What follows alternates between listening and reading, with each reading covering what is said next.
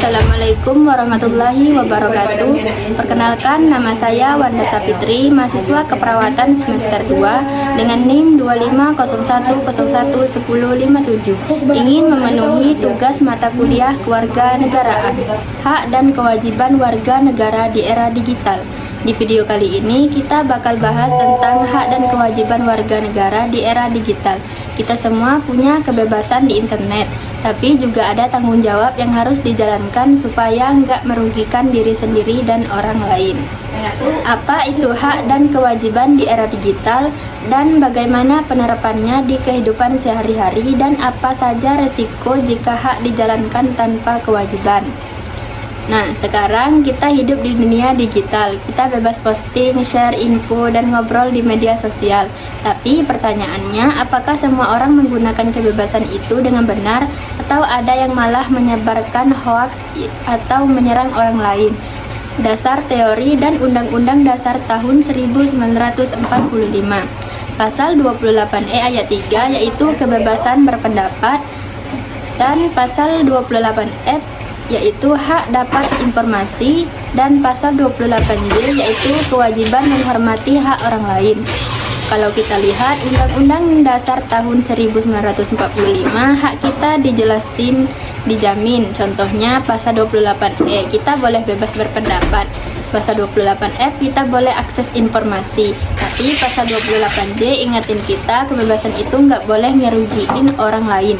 Jadi ada hak, tapi juga ada batasannya. Coba lihat fenomena sekarang, banyak orang share berita tanpa cek fakta, bikin hoaks. Ada juga yang komentar kasar atau bully di medsos. Belum lagi yang sembarangan sebarkan data pribadi orang lain. Ini semua contoh orang yang ngerjain haknya tapi nggak peduli kewajibannya.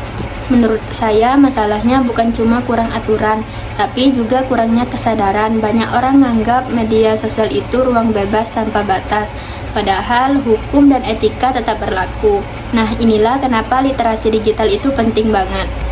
Hak dijalankan tanpa tanggung jawab, dan kurangnya literasi digital atau media sosial dianggap ruang bebas. Menurut saya, masalahnya bukan cuma kurang aturan, tapi juga kurangnya kesadaran. Banyak orang yang menganggap bahwa media sosial itu ruang bebas tanpa batas, padahal hukum dan etika tetap berlaku. Nah, inilah kenapa literasi digital itu penting banget.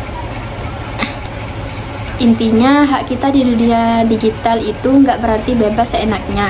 Kalau kita cuma tuntut hak tanpa jalankan kewajiban, akibatnya bisa buruk, muncul konflik, informasi salah tersebar, bahkan demokrasi bisa terganggu.